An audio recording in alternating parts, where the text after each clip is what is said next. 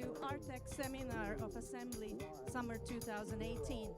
My name is Natasha Truk and I will be one of the hosts of this year's seminar. This year we have incredible speakers and the first one I wish to welcome to stage, Sami Heinonen from Netfreak. He is going to present the XR development, both from the business side, but as well the creative side, what we as developers can really take away from. Sami, welcome. Thank you. Hi. Okay, hello all, my name is Sami Heinonen. I'm a CEO of the one-man's company called as Netfreak, and that's my kind of a night job. And at the daytime, at least from this next Monday on, I'll be working as a kind of XR evangelist at the Tieto Corporation. But I'm mostly today talking about this Netfreak life, those cool things I've been doing in the last 12 months. Okay, so agenda. First I'm going to give you some theory about the XR, where are the business possibilities, how to use all this great new potential. And the latter half of the presentation, I'm showing those demos of the VR, AR, and MR experience. Okay, let's start. So first, ACRONYMS. Not necessarily aware what this XR is referring to. It's a extended realities, and that's kind of a top acronym for virtual reality, augmented reality, and mixed reality. So if you're just talking about XR, you can be very comfortable because that's covering all that. And also we who are working with these things, we can tell the difference always, so just talk about XR. Okay, and what it means, virtual reality, augmented reality, and and real reality. If you see this kind of a definition by Google, left-hand side you have the real reality, this one you're seeing right now, and then on the very right-hand side you can see purely computer-generated reality. That's VR. And there in between, in the middle of that, is augmented reality. And that's Google's take. My understanding, or how I put it, is that mixed reality and augmented reality are there in the middle. And why mixed reality is closer to real reality is, I personally think that if you put MR headset on, it's more real feeling than using a mobile phone and looking through that some AR thing. So that's why I have like this. But you can totally disagree with this one. This is my understanding. So it's now the time for, should I say VR, but I'm using XR. So 1 year talking here in ARTtech seminar last time, we realized together with a few guys that companies started to hesitate a little bit that the return of investment to virtual reality or AR wasn't that great. And it kind of past the hype of the virtual reality. And at the same time, the B2B side, the B2C sides, consumer side was suffering the same challenge that there wasn't enough people and consoles and headsets to build content on. So I think personally what I found out during this 1 year, that the core reason maybe was that it was too much hardware driven, the whole hype. So it wasn't about the content, it was about hardware. Sounds a little bit like Nokia tale, but let's not go there. But of course, then if you start thinking, somehow this sounds familiar, but if you have done some design work with the websites or services or whatnot, you can easily tell that, okay, first we should listen to customers' needs, and then we should do some prototype, and then test it, and then get the feedback, and then iterate and do it again. And if you do that multiple times, it gets all the time better, and it has a real value that is provided for the customer in B2B and B2B side. So in other words, you have to do service design. And if you think about, for example, in this case, a new car, there's one not necessarily just one, but there's a life cycle: research, development, go to market, introduction to the market, growth, maturity, and maybe decline. You can see possibility of the XR in all these different stages of product life cycle. But I suggest that you start with something. If you're one company that manufactures like tractors or cars or something, start with something. Focus on some area like marketing or product development. And then if you can get good positive feedback from that is actually creating value in your business, then you can start figuring out, hey, how we could use this XR, VR, AR, or something, for example, in design work in the very early phases of product design. Okay, and this is a very traditional double diamond service design model. So first you figure out what's the problem, then you have the divergence that you figure out that all different possibilities how to tackle this down, and then you start scoping down. And then you should have the design trees, design drivers, and what's the kind of problem definition. And then you should start developing and delivering the actual solution. So the same applies here in XR. So if you want to create something for XR, you should actually create a service design like you do for any other service like websites or apps or something. And what's the core of all this with the service design is that you should take the actual end user as a kind of an equal member of the design team from the very beginning of the design process. If you do something like 2 years or 12 months first without asking questions that from customers that do you like this or not, and then you think that you know what is best, you might be totally wrong. So it's very expensive to do that correction of direction after 1 month or 2 months or 1 year, but instead like constantly asking feedback from customers. You can do it face-to-face or online or something. So personally, my tools, I use, when creating XR content, I use Unreal Engine. Unity is great, but for some reason a couple of years ago I fell in love with Unreal Engine. So that was my natural selection. And I use Blender, the open source, the 3D modeling tool, that's great. And some feedback is providing Fusion 360 from Autodesk. And of course, Adobe Family, Premiere, all that when I'm doing videos. And if you want to do some, if you want to have background music or effects or something, maybe you should go and buy some. But usually I'm a little bit hurry. I want to save with my demos, so I just use my GarageBand and then I create that with my iPad.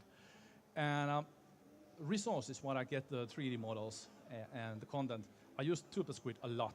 That's a great resource of everything you need.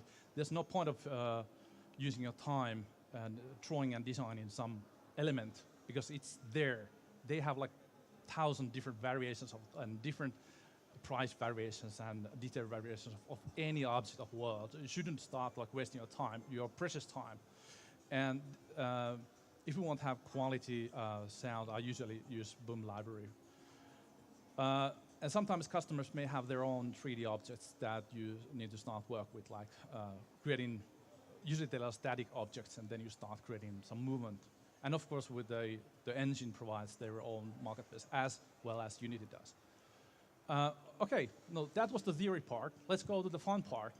I have maybe 10 different demos, and I'll give you first like background, what was the whole thing, and then I usually have 1 minute or 2 minutes of video of that. And the first one is in this very same building, this February, Honda or brand company wanted to promote the Honda CBR motorcycle. 1 year ago, we did a promo here in the boat event that you were actually able to drive an actual boat here inside. We integrated VR into that. So we did the same with the Honda CBR motorcycle. And what we did, we actually cut all these wires from acceleration and brake and gearbox. And that's that to Logitech steering wheel. We stripped all the plastic parts of that. And the steering we actually captured using Vive trackers. We installed that on the front wheel. I'll talk about that a little bit later. And of course we had a racetrack, and a little bit about that also later. So these are very early stages. This at the Honda premises in Vantaa, and we were like trying to figure out how this feels. Is it really feasible to do this kind of thing? And then we did some customization. We started to break things apart as we like to do. For example, here the black box on the floor is actually located pedals of the located steering wheel, and we rewired all those cables to actual bike, and it was actually really fun. And this actually is a gearbox, so we replaced or attached this kind of a manual thing that actually we get input to the PC, so we were able to detect whether he or she is changing gears. So, and then finally, at the very same day and morning, we were still like honing here at the Messukeskus, like doing the last modification to the experience. And we were like, is this really going to work? But that's the fun part, that you're always like, oh, is it going to work? And then really, when everything works. So we can put some volume actually in here. Thank you.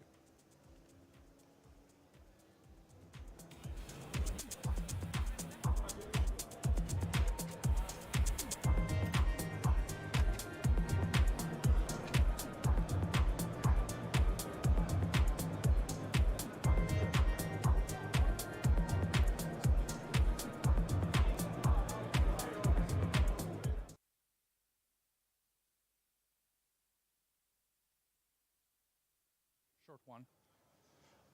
So we needed to track where you can drive, and at the same time, here in Finland is still in development. Is a in Kymi is a racetrack called as KYMIRING, and we were thinking, what if we could like promote two things at the same time, the Honda CBR and the KYMIRING?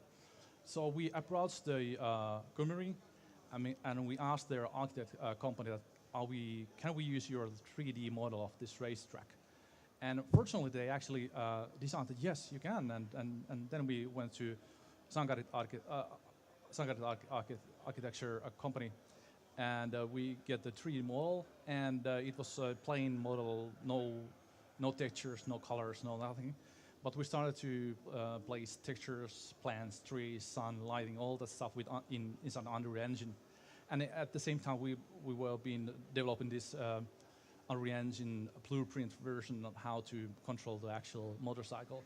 And when we attach those elements together, and this next video starts from the very early phases of that, and then the last one is what was it like here at Messukeskus.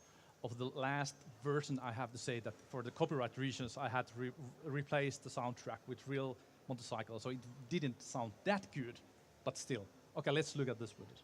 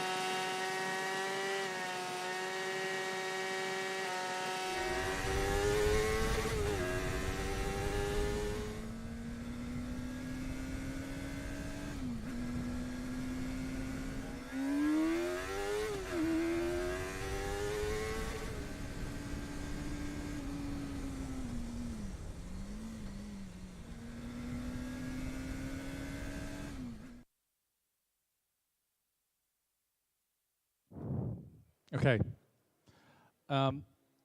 Next one, I wanted to integrate augmented reality and GPS. So a couple years ago, I created a location tool called as Puska Radio for people to share their location with their loved ones, and when you go to first like collecting whatnot, you can actually then share and see where your friends are moving. So I wanted, in this experience, I wanted to integrate that same thing on top of augmented reality AR kit from the Apple. So this is very short actually. So let's take a look at this one.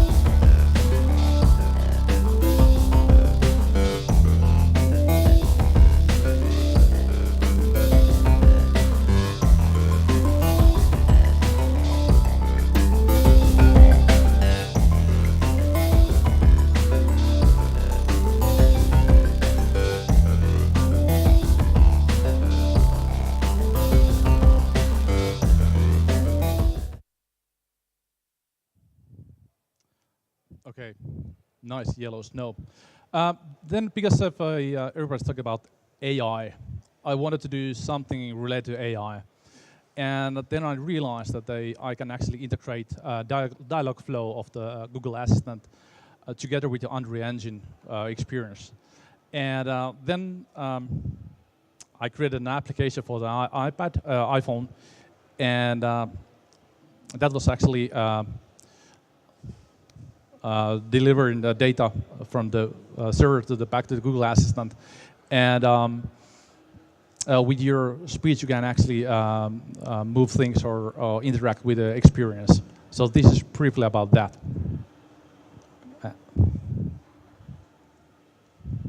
And sorry, one still. So this is the console of the dialogue flow that you can actually then how you create Google Assistant dialogues. It's very convenient and feasible thing to create this intents.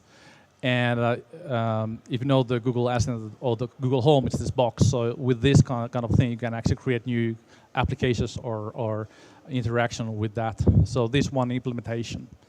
Okay, now the video. Tell me distance. Move forward 100 meters. Move 100 over. Executing your orders now. Move backwards 80 meters. Tell me distance. Move forward 200 meters. Move 200 over. Executing your orders now.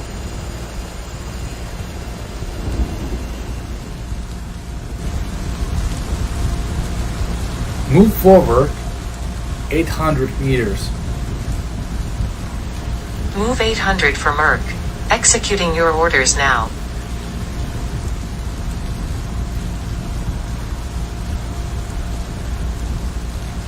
Move backwards 1,000 meters. Move 1,000 backwards. Executing your orders now.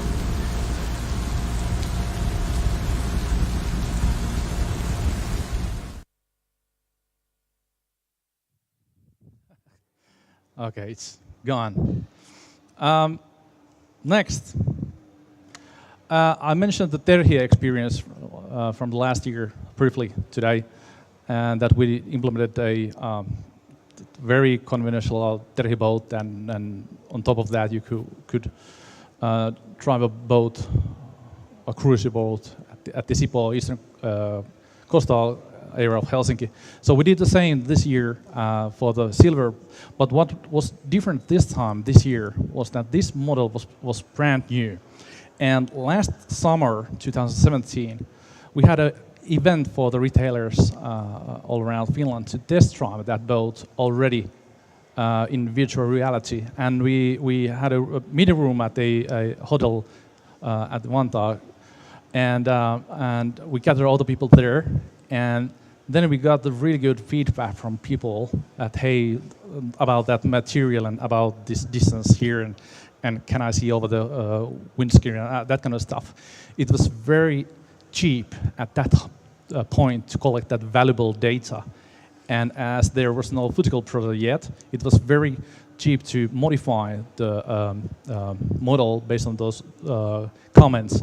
So that is one way how to utilize virtual reality and make it right, to make it produce value for your business. So this is briefly, this next video is also from here, from Messukeskus.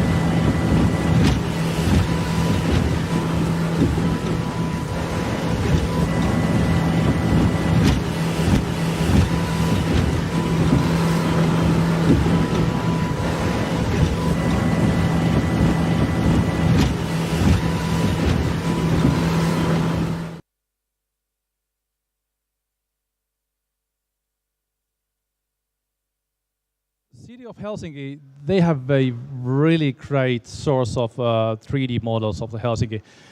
Not handmade, they have scanned that with LiDAR or something. And that's open source, that's free. So the whole city of Helsinki consists of multiple 3D objects.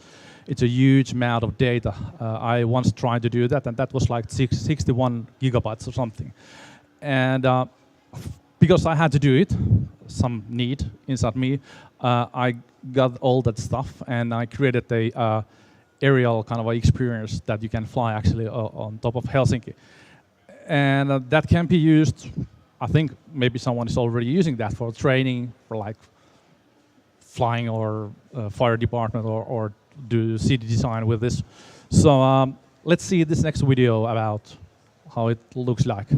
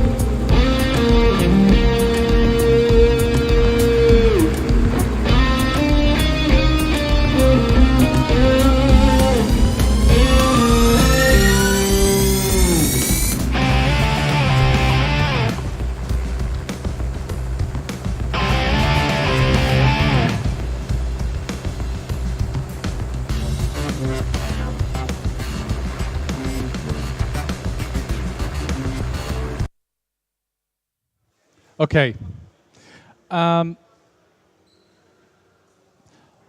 Because I like flying, but I can't fly, so I fly virtually all the time. I purchased a F5 Hornet, again from the Duba Squid, and non-rigged. And I created a Marvel airplane with lots of logic inside it. I created enemies, terrain, airfield, all that. And I was about to create a game, so it's still in my drawer that I should finish it and maybe put it on some platform for sale for free or something. But anyway, the kind of a feeling that I managed to create was like, wow, this is great. So adrenaline, I need this more. So let's look at this video briefly, how it looks like.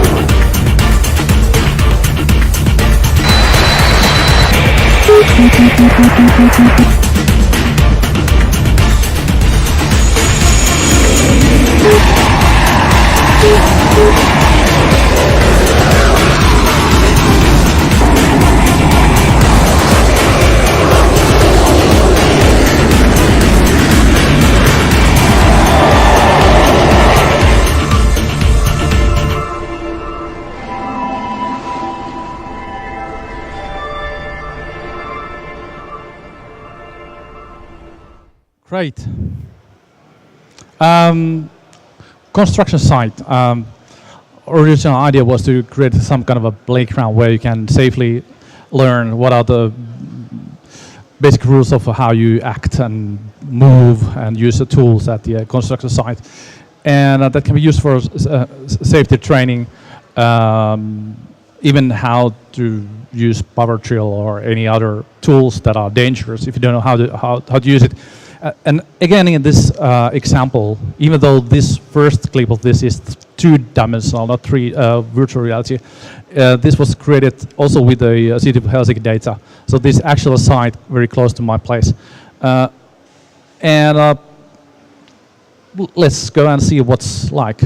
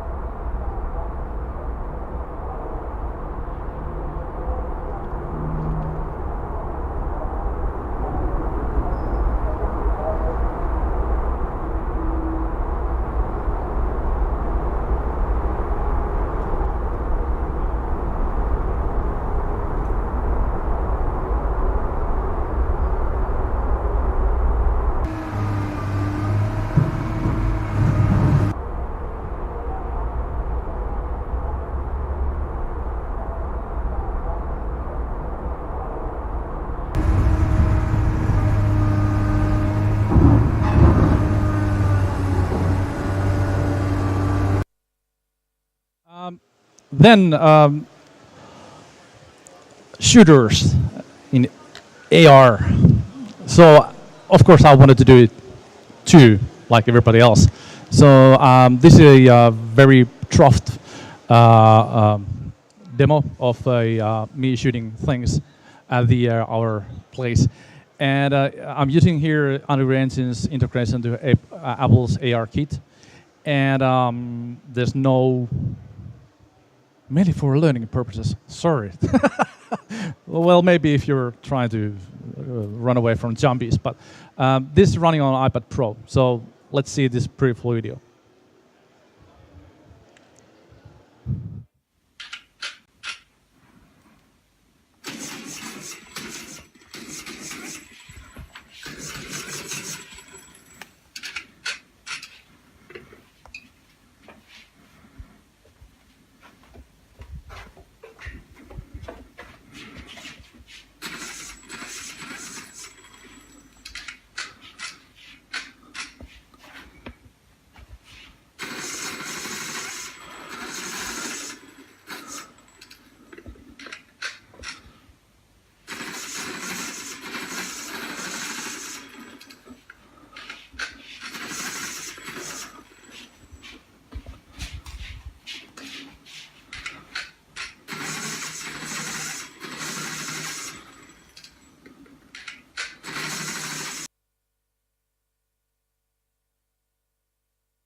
All right.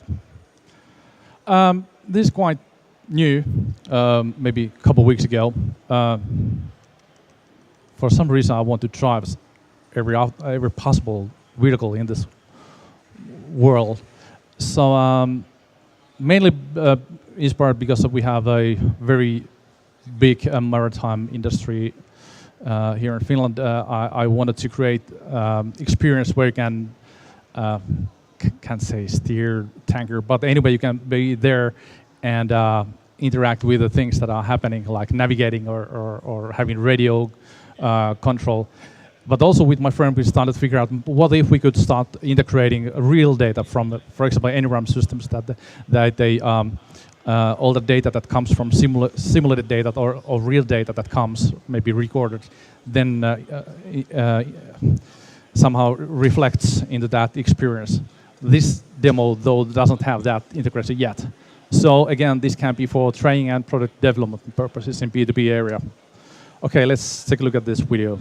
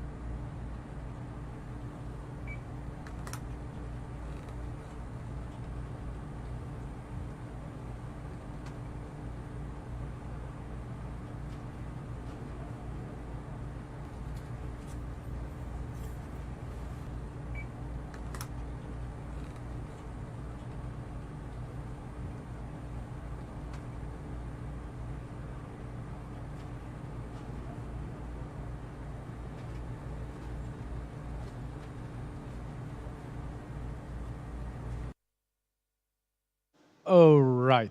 So the last cherry in this presentation is this time I wasn't able to come up with some great name for this game. A couple of years ago, my first virtual reality game, Rapid Retaliation, was actually deployed to China. I don't know how it's going there. It's free and people are downloading that a lot, but that's past.